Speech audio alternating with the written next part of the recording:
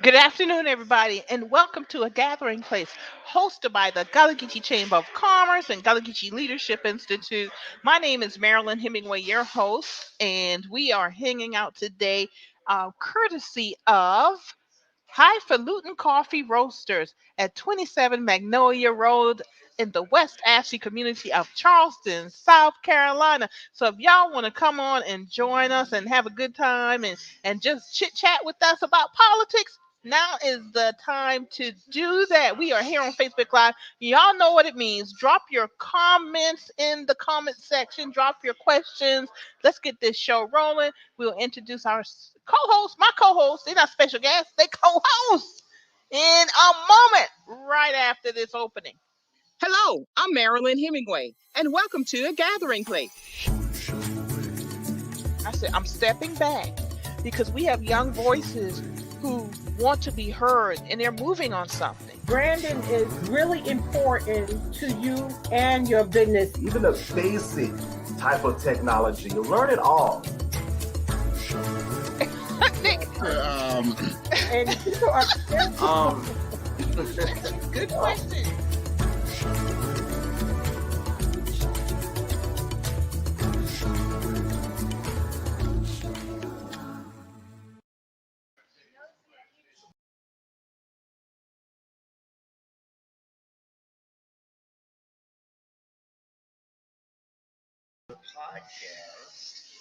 Hey y'all, I'm back and sorry for that little 2 second delay. I thought I had put myself into the studio, but obviously I hadn't. I'm here with one of my co-hosts. We are like buzzing. Hey, we are here in Charleston because Jamarr Brown is home for the holidays and he's the one who is actually on his way. And I'm gonna go ahead and bring in my co-host. Mr. Brandon Upson, and of course, y'all come on down. We got some guests here also, and if you want to ask some questions, feel free to ask some questions during the show. We got a lot to talk about, and We do. I jotted down some notes when I was on my way down here, and I just want to say this, Brandon, and then we can just hop into what we want to talk about. Here's my list. The two-party system is failing us. Uh-oh. Senator Joe Manchin would not vote in favor of Build Back Better, and I don't know what makes me more disturbed. The fact that he said that or that he announced it on Fox News. I don't know why elected officials don't think the Arab Spring could not happen in the United States. And I we were listening to National Public Radio this afternoon. They had a segment on the Arab Spring that happened 10 years ago and the impact on three different geographic areas in the Arab world. And I just want to remind people that we have had Occupy Wall Street, Black Lives Matter, of course, the anti Asian hate, everything that has ever happened to Native Americans and other minority marginalized groups in the United States. We just have a clear history of oppression or suppression. And at some point, people just get tired of it. And I think we need to talk about that. And of course, TikTok is a beast. Y'all, TikTok is a beast. I got on TikTok. I didn't realize y'all go on TikTok and let that algorithm send y'all some people with some history, and political information. Now, of course, I got to preface that with saying have some discernment. But y'all, that algorithm does not play on TikTok. Brandon, how you doing today? I know we both been traveling. What do you Man, want to talk about today? you know, when I was driving up, I heard the audio of Joe Manchin and what he said in the right place. He was supposed to be on Fox News when he said that, because he's definitely not one of our friends. Last night, I saw the interview with Charlemagne the God and Vice President Kamala Harris, and he asked her straight up, "Who's president of this country? Who's running this country? Is it Joe Biden or Joe Manchin?" I think that's a real question that we have to ask, and a real question that needs real answers sooner than later.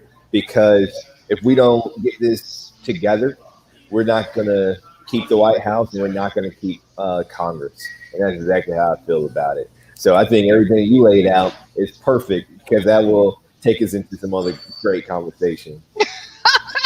um, you know, somebody needs to remind Joe Manchin that he would not be where he is right now, for lack of a better term, a deal maker, if it was not for black women.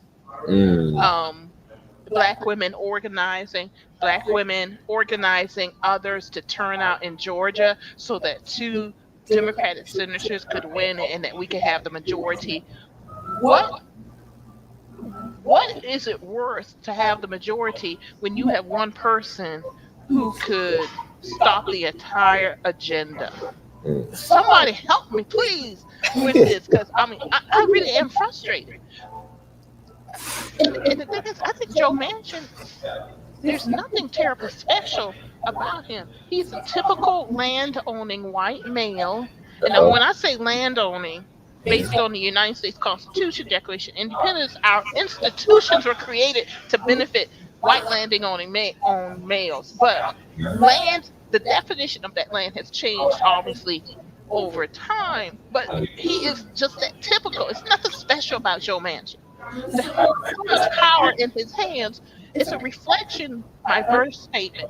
The two-party system is failing us. And for the past 2 years or so, I've been just looking at the parliamentary system.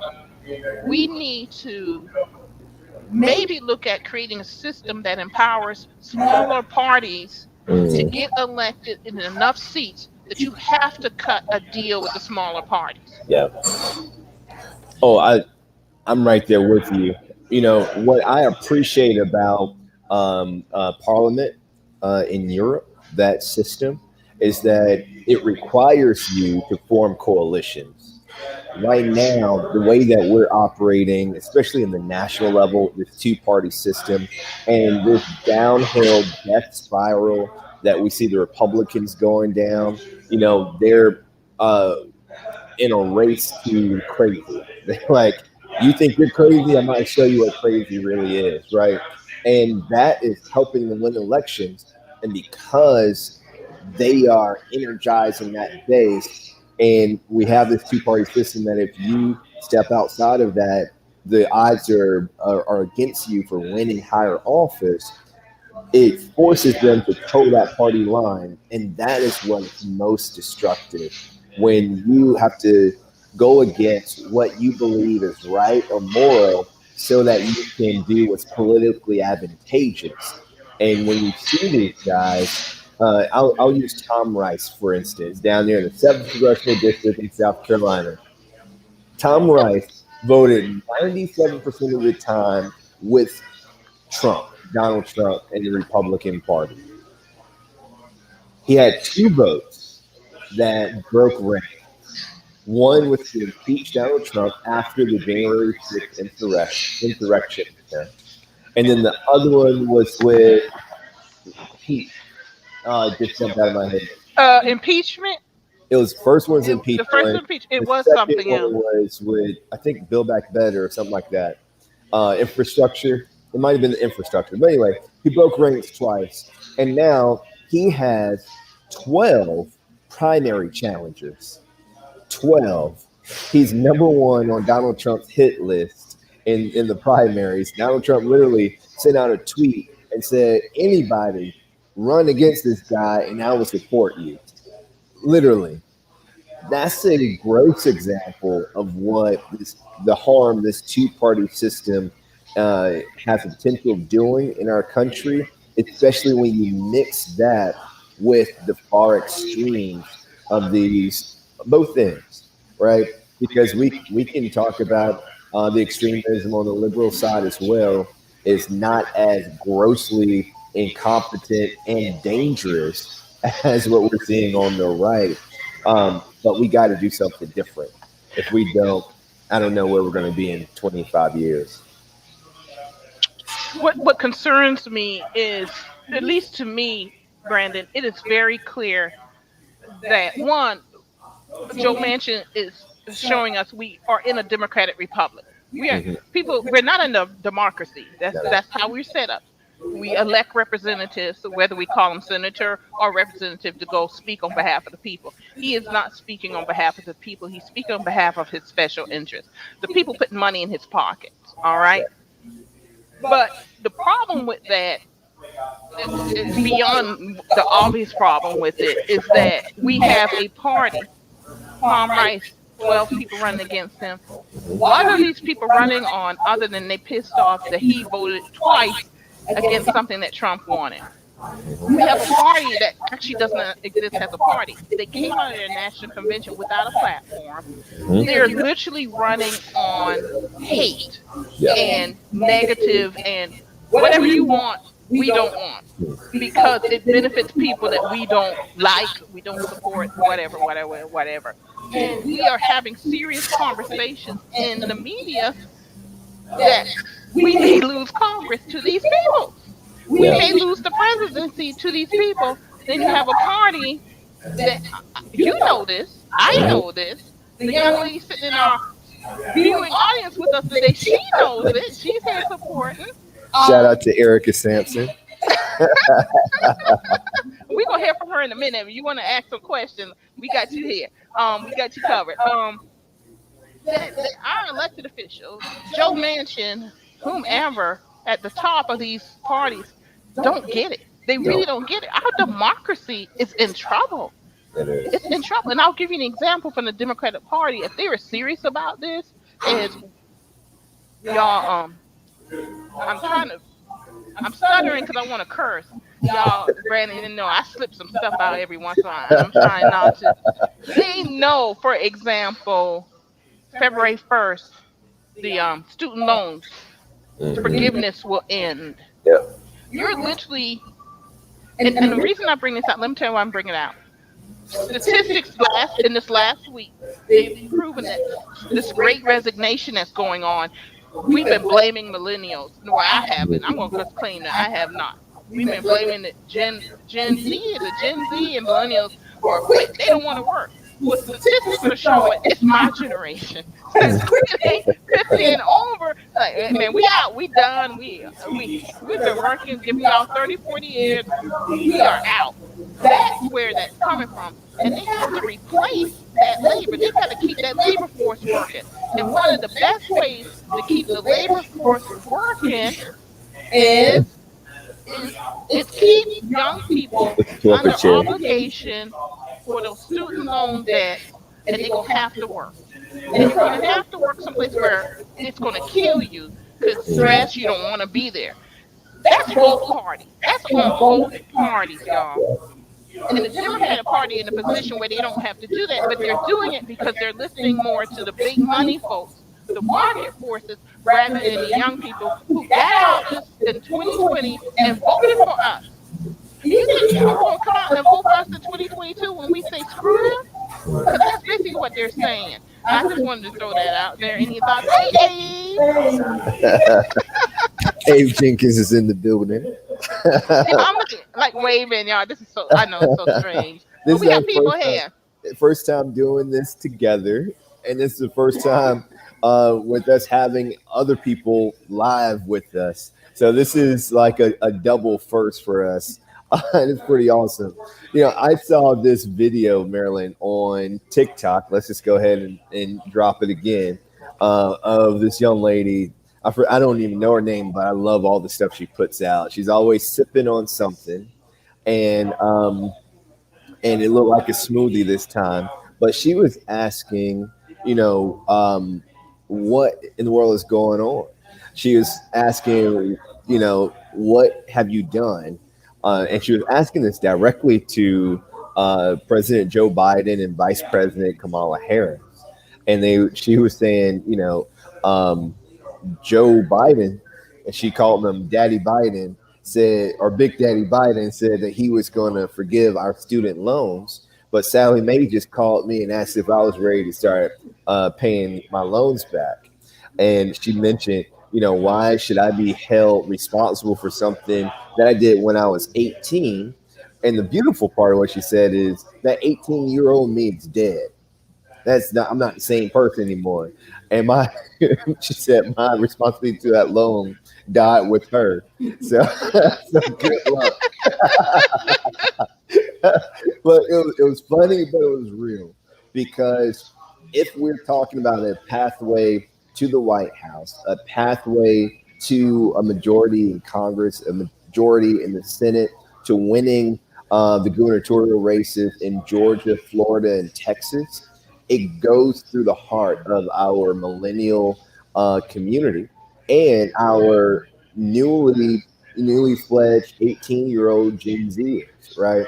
And we're coming into an age where I pay for my education, but my education isn't allow me to pay for my student loan debt, and that's not fair.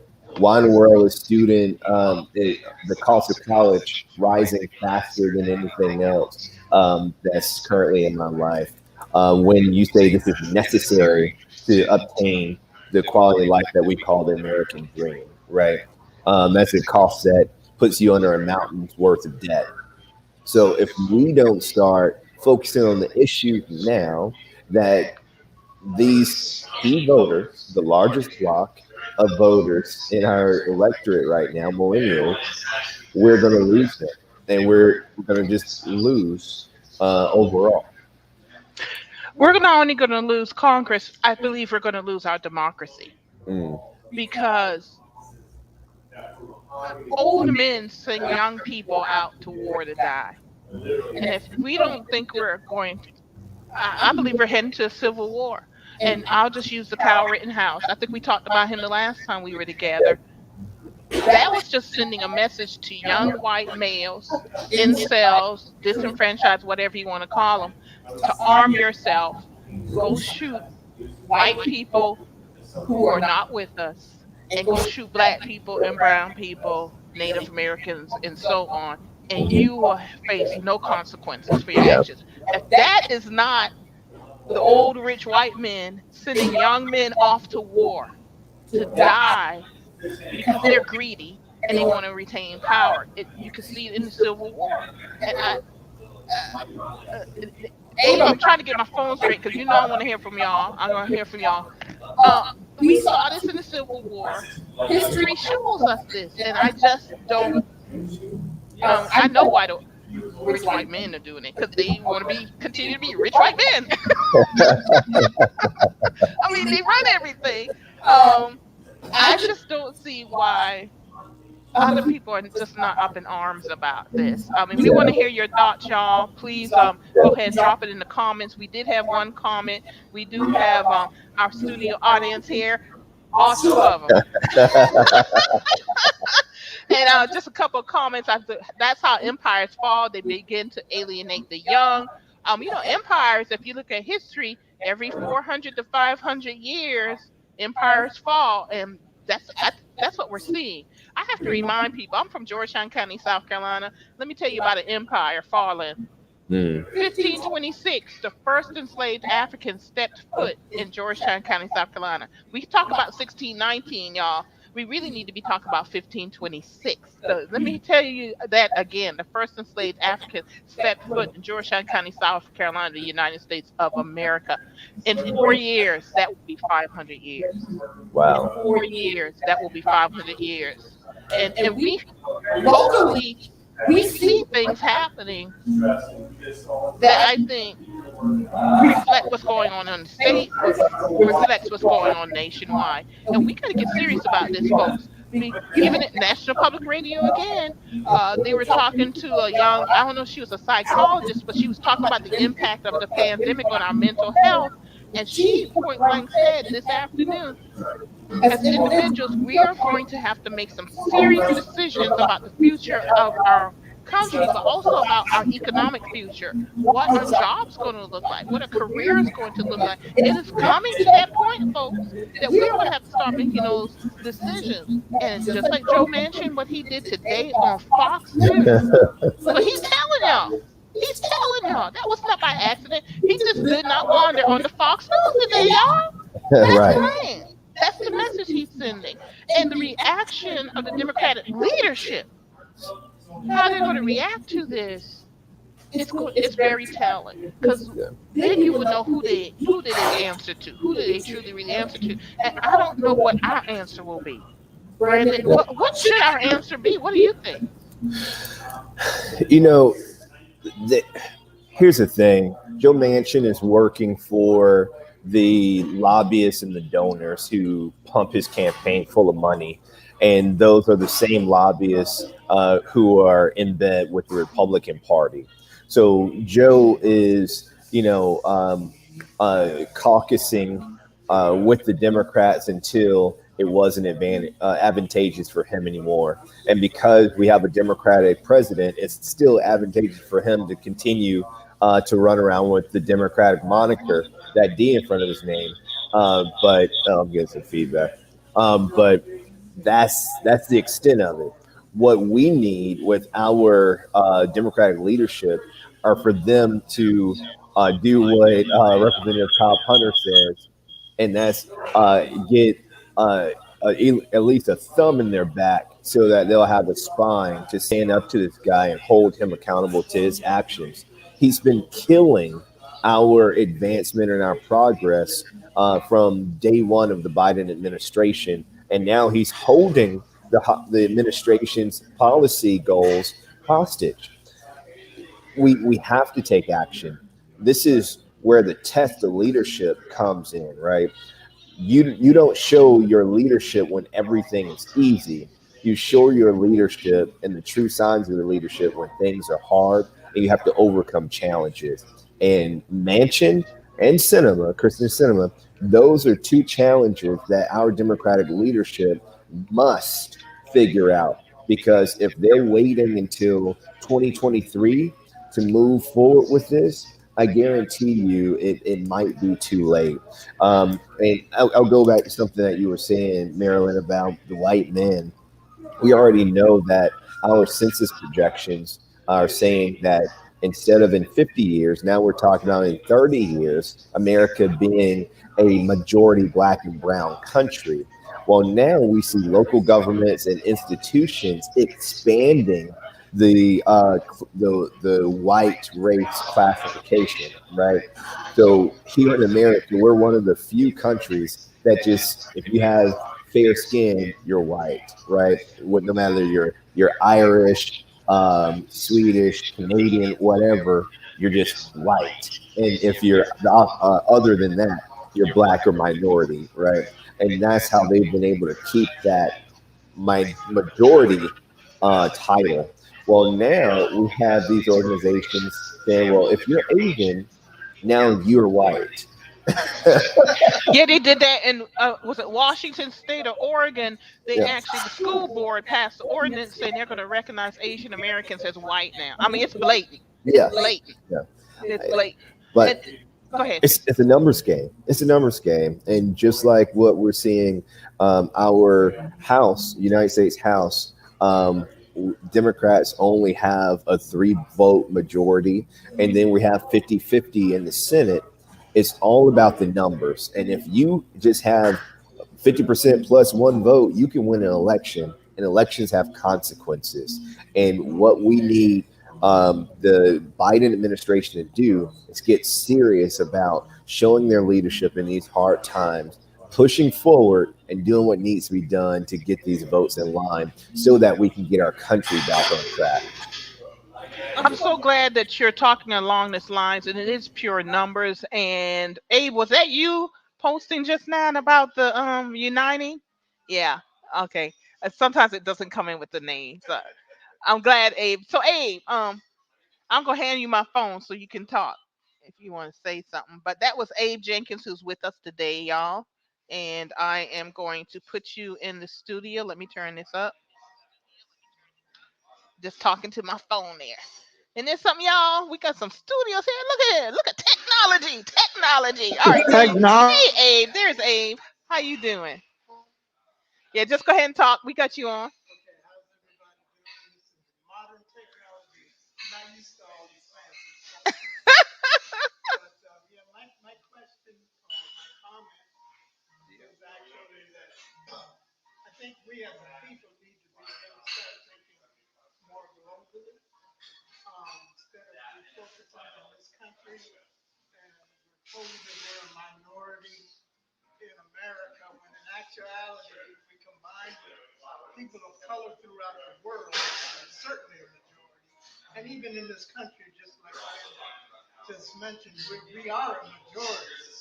and we've fallen to listen to the myth of what the media tells us that we're a minority, when actually we do have the numbers. We do. Have the numbers, and we need to start thinking. In my mind, we need to start thinking outside of America and begin linking with other folks throughout the world, other African countries, France. All these countries are very open to us. This is the place where the problems exist in this country. Because those white men you were talking about, Marilyn, those old white men want to maintain their legacy and their power, and they're passing it down. Let me have the phone back. I gotta correct something, Abe. But as we do that, Abe, I think you're on point. Abe was just talking about we need to reach out globally to different, because we black and brown people are the majority around the world, and we need to reach out to other countries, other nationalities, ethnicities, because that's where our power is. And I do agree with you on that totally. I think you're on to something, because I think what's happening now is the white men in America are trying to put an apartheid system in place, which we kind of already had that. But what we always had was that United States Constitution that we could go to and force them to do what they wrote on paper. They're actively ignoring it now. They're actively destroying that U.S. Constitution. So I'm with you, Abe, on that totally. I'm going to get this fixed. I know what happened, Abe. So you and Erica could share some more words with us and everything. And Brandon, then, your thoughts? yeah, I wanted to talk about those numbers because I've been sharing this as I've been traveling over the last 2 weeks. Someone said that if I can convince you that you're less than what you really are, I can convince you to accept less than what you deserve. And, even here in South Carolina, when we think about our Democratic and progressive voters in this state, we have been convinced and even, I would say, dare say, tricked into believing that we're less than what we are. Just like Abe said, we are actually a majority when you put us all together and we form a real coalition and work together and activate, right?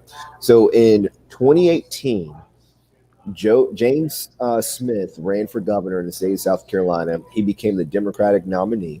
He lost by 137,000 votes. Now, that sounds like a big number until you talk about the Democrats that did not vote.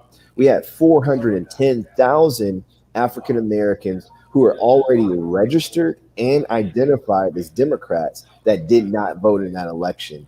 We also had 187,000 white registered, identified Democrats that did not vote in that election. So that's about 600,000 Democratic voters that did not vote in that election. He only lost by 137,000 votes, and there are more than 3 times the amount of votes that state decided to stay home for whatever reason. When we conducted polling this summer, we found that a slight majority of Democrats in the state believe that a Democrat can't win statewide.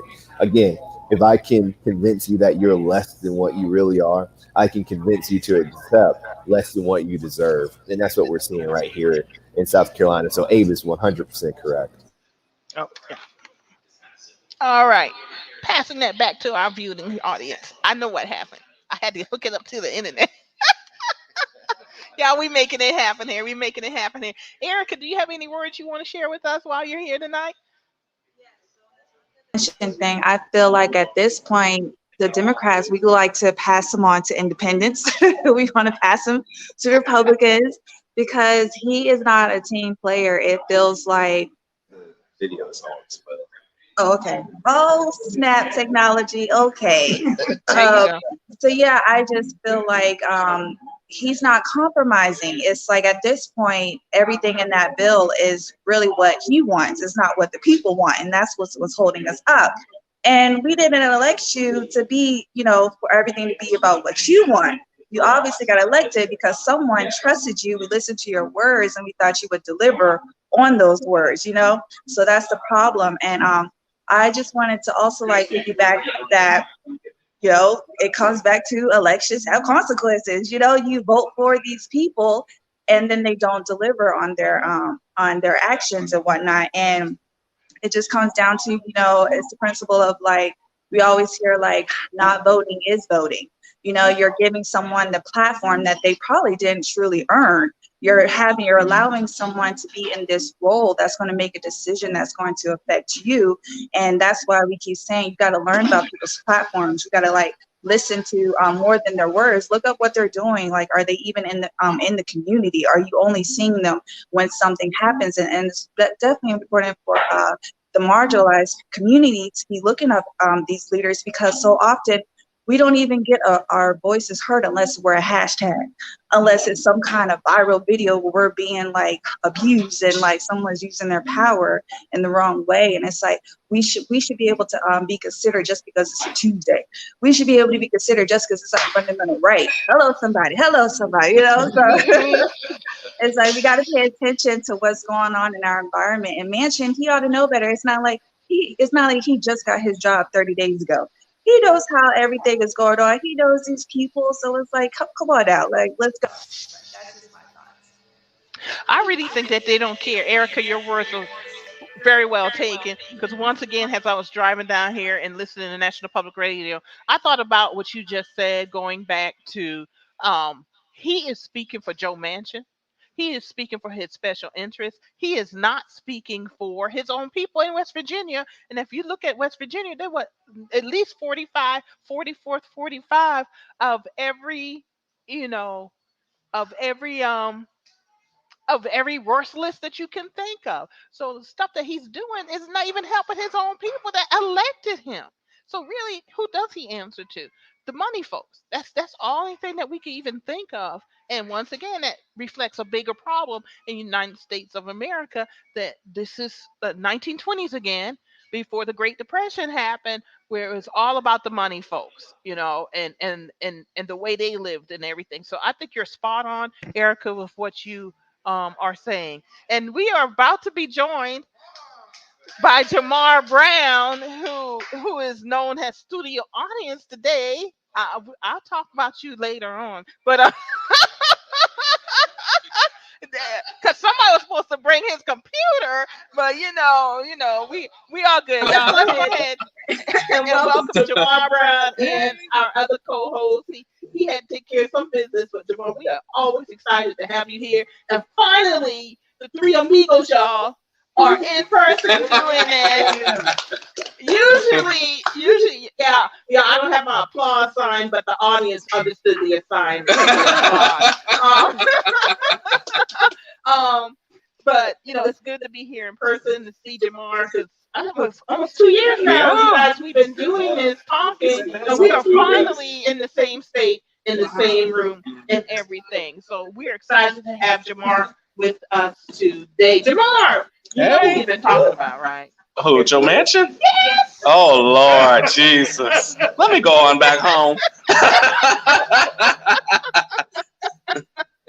So. Yes, Joe Manchin. But the bigger picture too, Jamarr, of how this is going to impact turnout, how it's going to impact. Joe Biden had an opportunity to go big. I don't know if Joe Biden himself understood the opportunity he had to go big. Mm-hmm. That's another question. But Joe Manchin simply refuses to allow the Democratic Party controlled Congress to go big, which I believe the people need.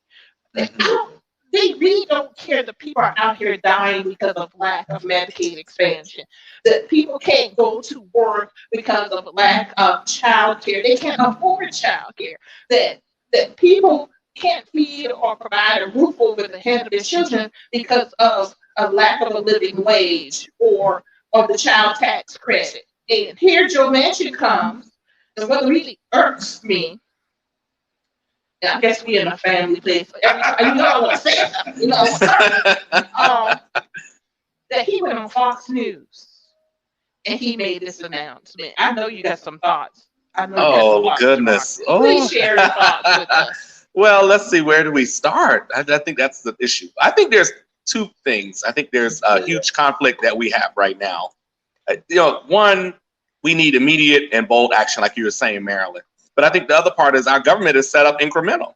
And our government is also set up to have incremental progress, unfortunately, to the peril of many, especially when it comes to things such as infrastructure, when it comes to voting rights, what we see comes to when things come into, all these different issues. And so I think that, at the end of the day, we have to understand that the American people went in the middle of a pandemic and gave the Democratic Party a mandate, and they're expecting results on that mandate. And so ultimately, at the end of the day, it is Joe Biden's responsibility as the leader of the Democratic Party to pull out all factions. If we, on one end, we want to be the big tent party, then he has to understand how to pull us together.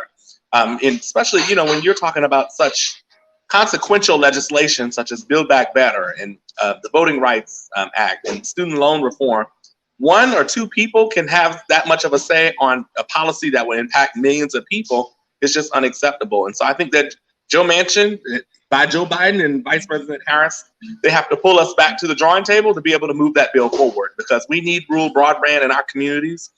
The child tax credit, we want to make sure we continue that for working families, especially coming out of a pandemic, especially with this new variant running around. And so I think that those are some of the things that, we have to look to. But the other part, too, is I think there's a real huge question and conversation that we have to have as a Democratic Party is, what does the big tent mean? And what does it mean for how we prioritize issues? Because if you go to Black people, there's a list of issues we need. If you go to the Latino community, there's the AAPI, young people, LGBT, you start naming the different factions and that make up the Democratic coalition. And I guarantee you, if you ask them, what is your number one priority, you will get 40 different answers. And so we've got to come together as a party. What are some of the structural legislation? What are some of the structural issues? And I actually think that we should be coming together more on the Voting Rights Act, because if we lose the fundamental right and freedom to vote, everything else is lost, in my opinion. And so I think that we need incremental progress, but unfortunately, there's a real structural threat to our democracy that incremental progress hurts so many families because democracy is playing out in this way. I think that's where big vision comes in, though. That's where going big comes in, because we talk about unity. We talk about bringing all these factions together.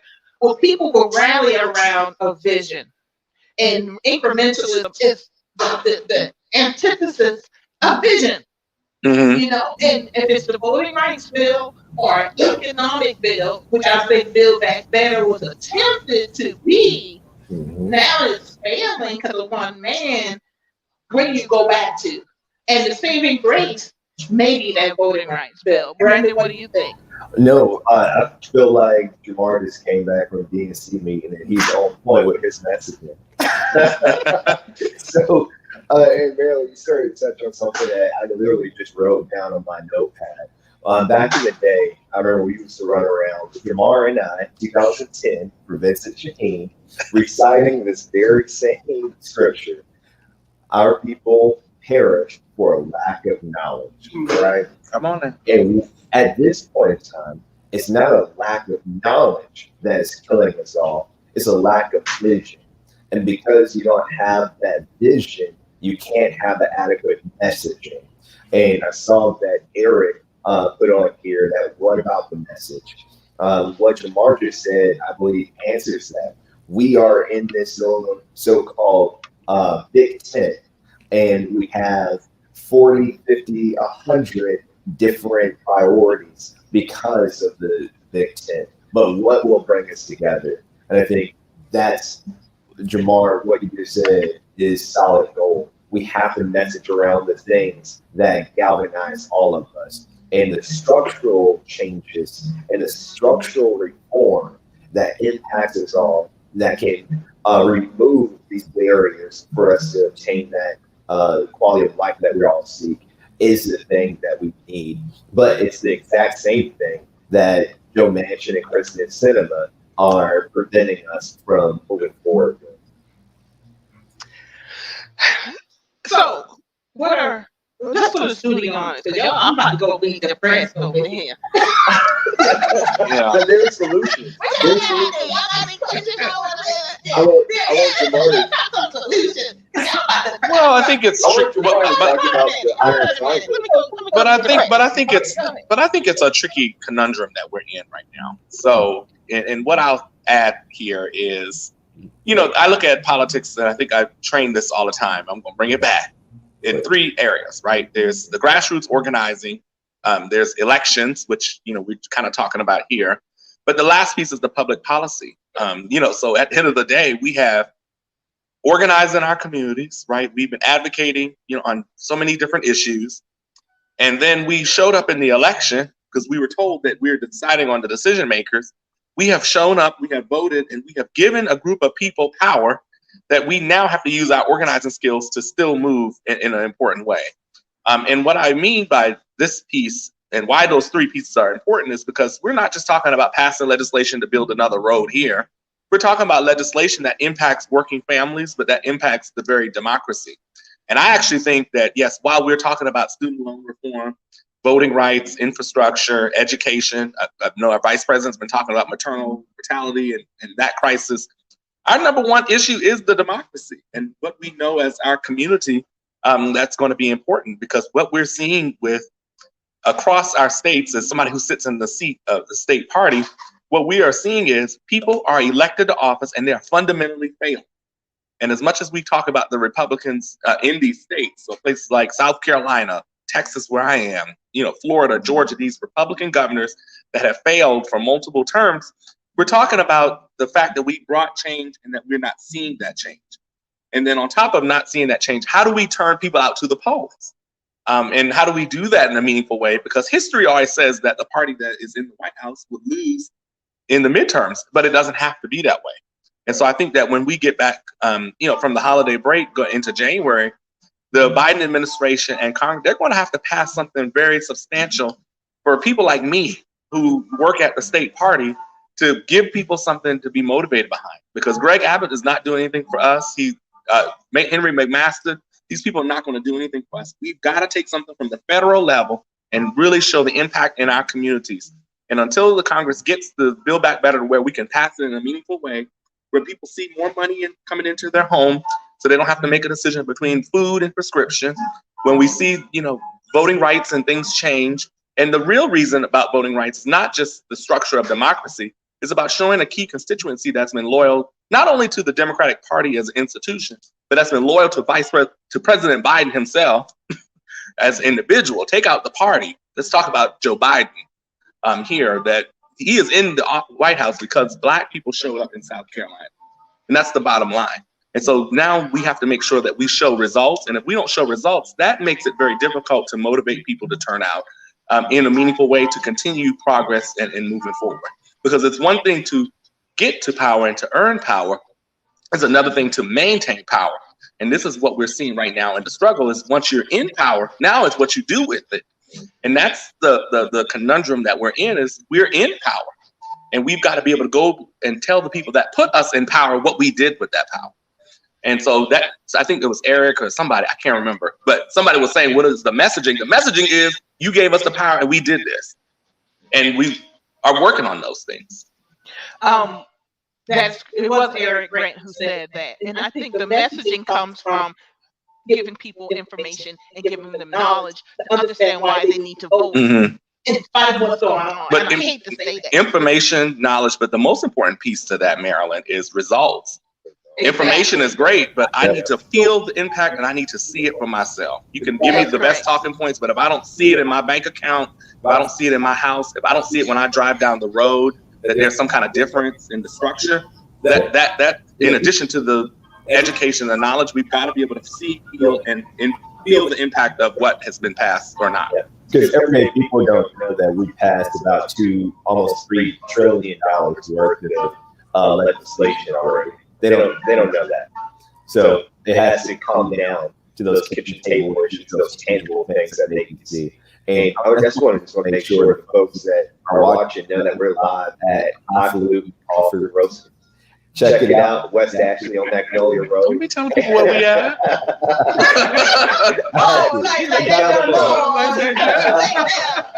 Too late. Y'all, you know, I'm gonna say these Republicans crazy. These Republicans crazy.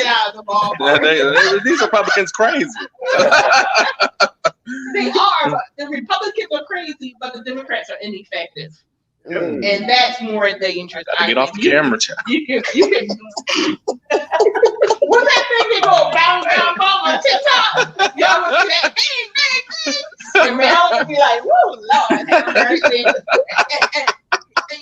Empires have failed because of incompetence and ineffectiveness. Fix it, Jesus. And Marvin Neal wrote a whole book in comments. So I'm not going to post it because it covers up the whole screen, but you can see it happening locally. That's why Democrats were wiped out in Georgetown. That's why in the city of Columbia, part of the reason is that messaging, getting to the people, that chicken in the pot that Franklin Delano Roosevelt told us about. And that's how we were able to get the New Deal passed. That people immediately felt the impact of the government putting money in their pockets, putting people to work so they can feed their families and put a roof over their head. And in Georgetown, you're talking about how much was passed in the infrastructure bill? $3 trillion. They put $2 million worth of water and sewer work in the west end of Georgetown, which is majority Black. All right, you need more than the west end to win, but that's key to get that west end out. Well, if you put water and sewer, what do you immediately do? You cover it up. It is the job of an effective mayor is to constantly remind the people what I did for you.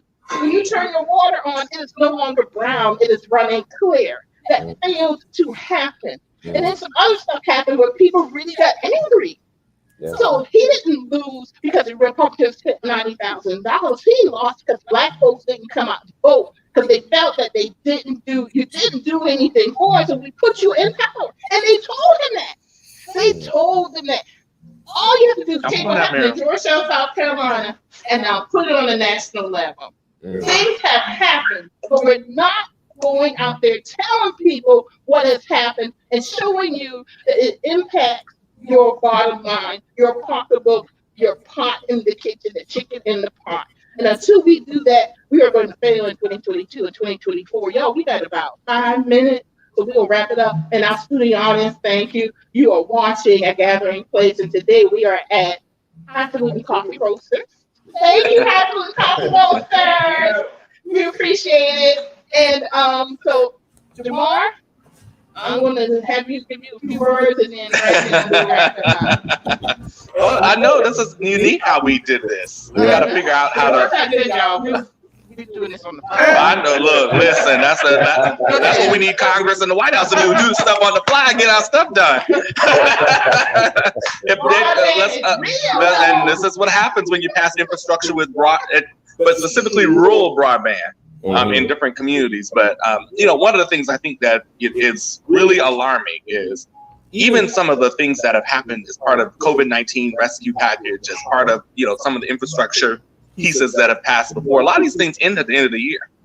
And so we're going into a new year before the holidays with a senator telling us he's not voting on the continuation of the entire package. And I think that that's something that's, potentially very dangerous, not only for our communities and our society, but when people look at elections, because at the end of the day, like I said, our government is set up incremental, but right now we're just not in the conditions in our community to wait 10 years for something, even though we know the work has to happen over time. And so I think that the thing that we have to make sure we continue to do is do that. Now, what I've been telling people, especially about the Democratic Party, is that this ED of a state party is we have to keep people engaged in the party itself, and that the party is also a vehicle of holding all of our elected officials accountable, right? And accountability looks different ways now. It depends on who you ask. But, at the end of the day, I think that we have to make sure that we are involved in the structures that can hold the people accountable and hold people to the fire. And so I've been seeing online, for example, people are saying that they're organizing to go to the White House, to go meet with, the president, or I think there was a meeting a couple of days ago with some Biden administration leaders, etc. We've got to continue to make sure to meet.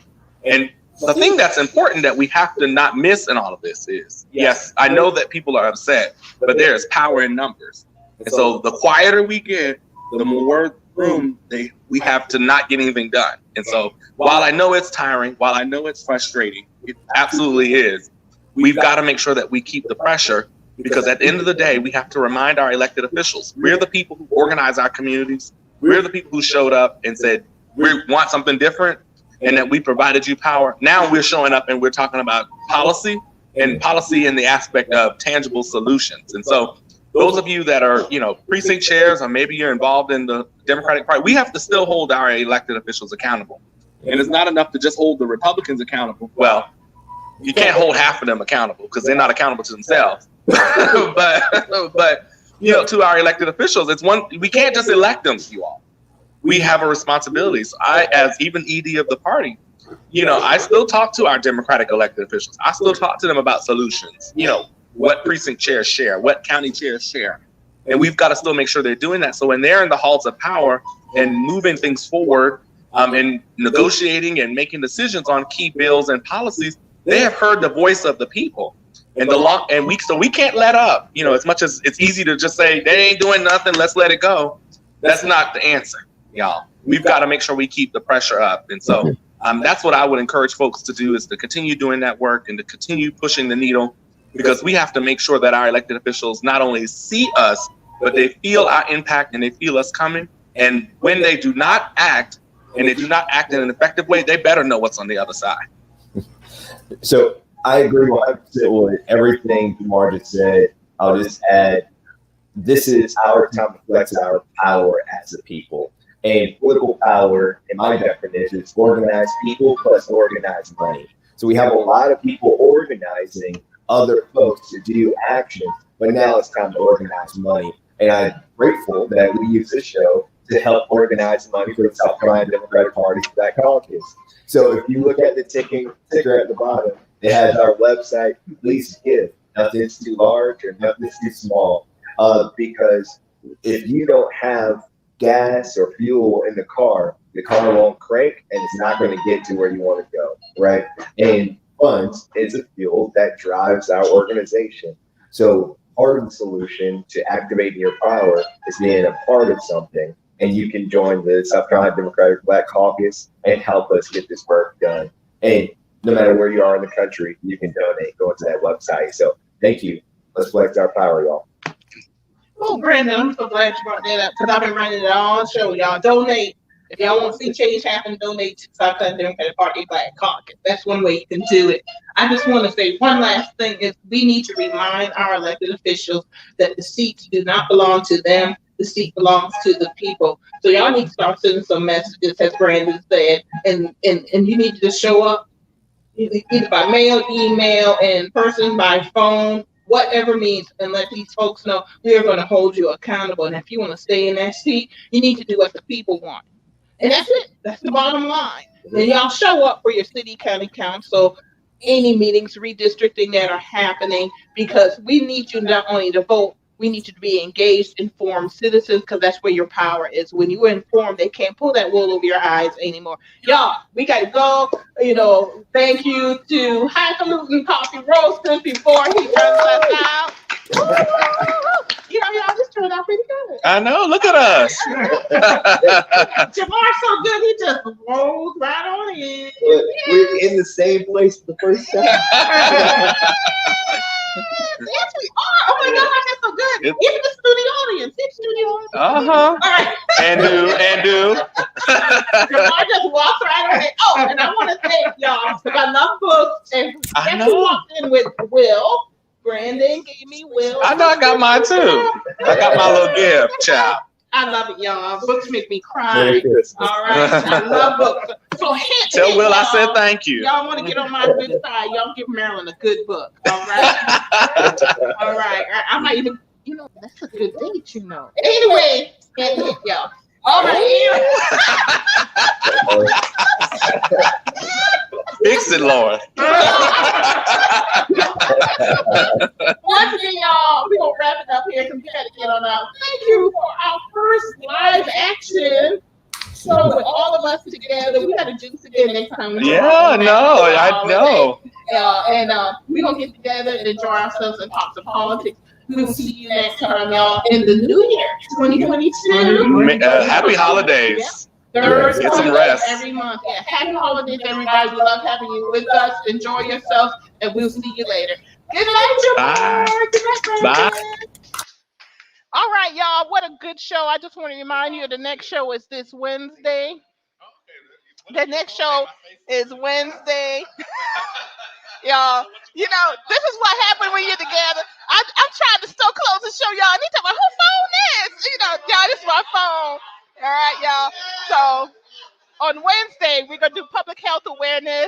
come on out, public health awareness on Wednesday, and find out about Healthy Families program and also community outreach, open enrollment, and everything.